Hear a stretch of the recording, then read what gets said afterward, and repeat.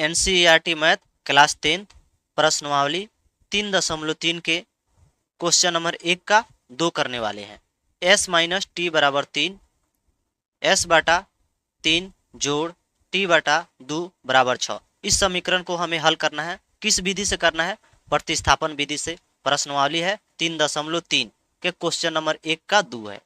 इसे हल करते हैं। देखिए कैसे करेंगे। सबसे पहले हम यहाँ लिखेंगे हल लिखेंगे और समीकरण को हल करेंगे। s माइनस टी बराबर 3, इसे हम समीकरण 1 मान लेंगे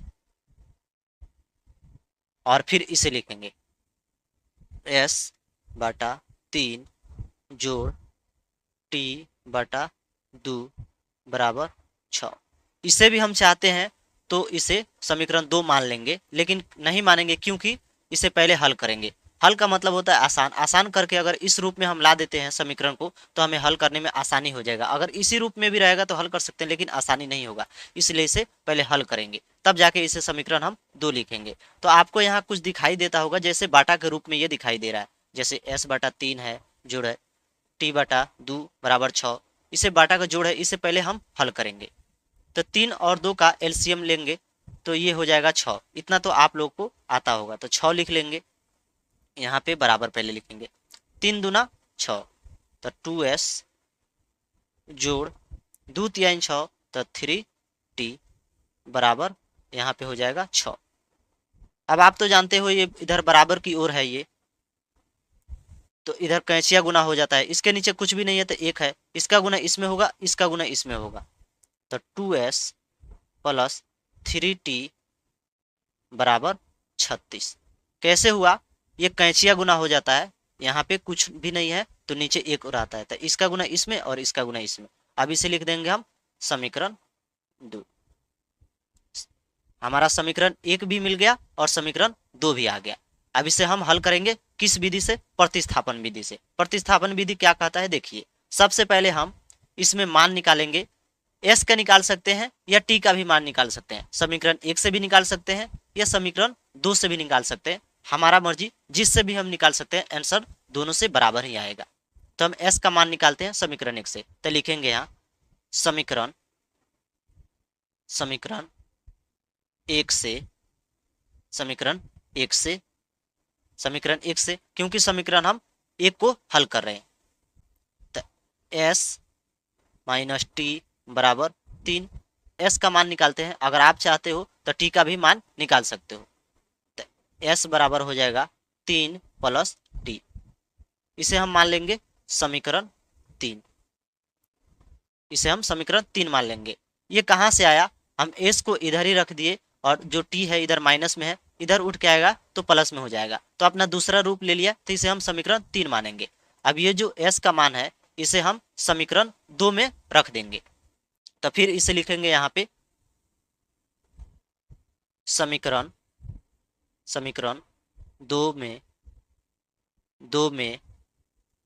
s का मान रखने पर, समीकरण 2 में s का मान रखने पर, तो समीकरण 2 ये वाला है, तो इसे लिखेंगे 2s प्लस 3t बराबर 36। अब जहां s है वहां पे हम s का ये मान रखेंगे, तो 2 तो ये ऐसे ही रहेगा, ये 2 को इधर ही कर देंगे और ब्रैकेट में ये वाला s का मान को हम लिखेंगे। तो 3 प्लस t ब्रैकेट बंद, फिर यहाँ जोड़ है तो जोड़ 3t बराबर 36। इस ब्रैकेट को दोनों तरफ से बंद कर देंगे और फिर इसे गुना करेंगे। 2 तिया 6 और 2 से t में गुना होगा तो 2t, फिर प्लस ये वाला 3t बराबर 36। अब हल कर लेंगे। यहाँ पे भी 2t है और यहाँ पे भी 3t है, आपस में ये दोनों क्या है? बराबर वाला चर है, तो इसे जोड़ देंगे 6 प्लस 5t बराबर 36। ये 5t कहाँ से आया? 2t और 3t कितना हो जाएगा? 5t। अब 5t बराबर ये वाला एक जाति का है, ये 6 और 36 एक जाति का, तो ये वाला 6 को हम इधर लाएंगे, इधर प्लस में है तो इधर आएगा तो माइनस में हो जाएगा, तो 36 माइनस 6।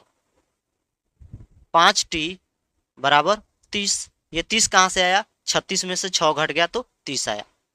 तो t का मान निकालेंगे हम, तो 30/5। इधर ये गुना में है तो फिर इधर आएगा तो भाग में हो जाएगा। तो t बराबर हो जाएगा 6। 5 6 कितना होता है?